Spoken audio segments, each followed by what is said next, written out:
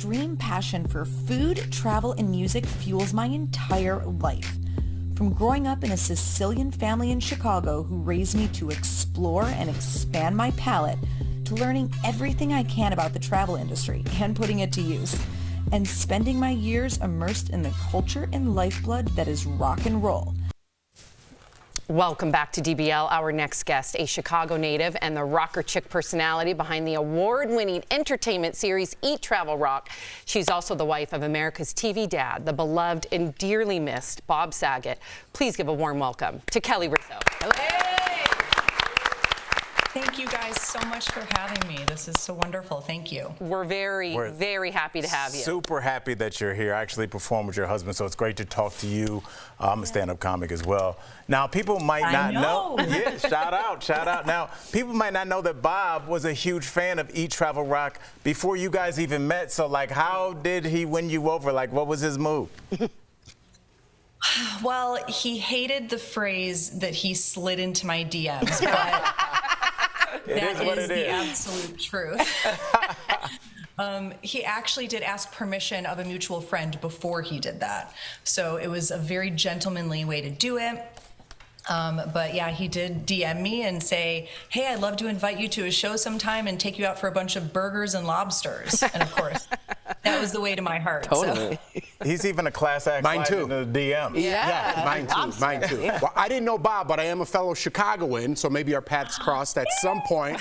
That's right. So what made Eat, Travel, Rock a career for you, and why didn't this Chicagoan get the job? No, I'm just kidding. I'm jealous. What a great job. You know what? We'll have to do a food tour next time I'm back in Chicago. Yes. We'll have to hit up a bunch of spots. We'll bring Erica with, another fellow Chicagoan. But yeah. All Chi-Town here. I love it. You know, it was in that little clip, it showed how I grew up in a Sicilian family. So I was always eating a lot of very interesting foods from a young age.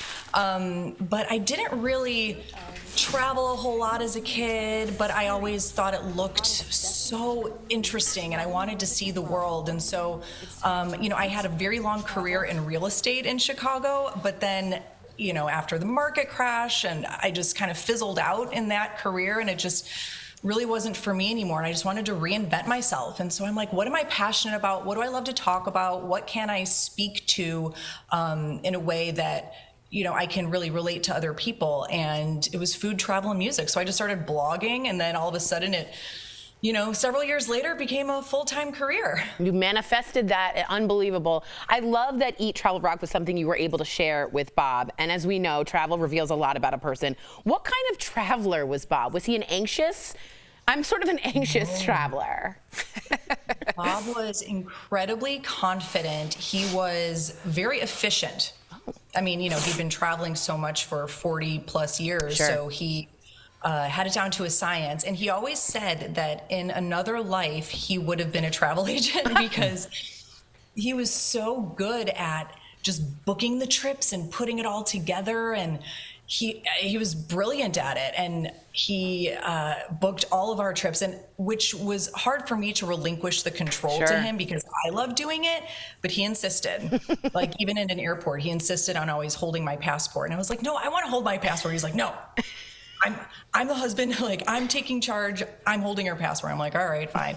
I let him have it. But yeah, he was great. He, you know, even walking through an airport, it was funny because, you know, he's 6'4" and he looks like Bob Saget, so he was very recognizable.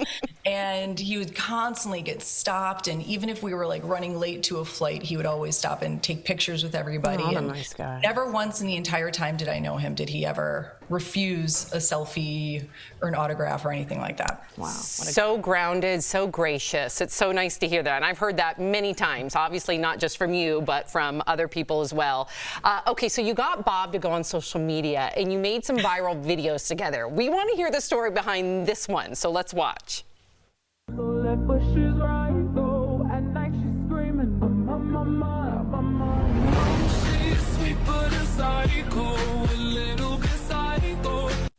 That's cute. Tell us the story. That's my favorite one ever. The fact that I got him to lay in his trunk, I don't know how I pulled that one off. But I got him to go on TikTok, and at first he was very reluctant. He's like, this is silly, it's for kids. And then he got so into it.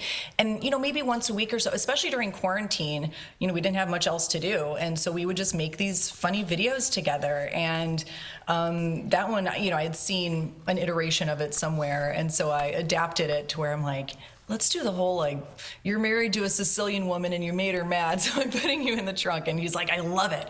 And just his facial expression and his eyes, it just looks so funny. So I was really proud of that one. Well, Kelly, I'm really proud of you. It's been about 20 years since we bartended together at the Green Room in Chicago. Oh my God, the Green Room, yes. I know, that was the jam. But listen, I just want you to know. So happy to see you. So happy to see you. And I just wanted you to know that I have prayed for you so many nights. I'm so proud of you. And we have about a minute left. But I just want to know, how do you think Bob would have responded to this outpouring of love that he has received? First of all, thank you for saying that. It's been, just the support that I've gotten, but all the love that I've seen for him has just been otherworldly. And I think, he knew he was loved. I don't think he thought it was like this. That's something that Stamos and I talk about all the time. We're like, he didn't know it was like this. We wish he could see this, And I believe in some way he is, of course, but it's just been such a testament to who he is as a person, will always be the fact that, I've never seen this type of outpouring before. I don't think anyone has. So I feel just very blessed that I got to be with him for as long as I did, and to have been a part of it and a part of his life for the 6 years that we were together. That's all I can really ask for now.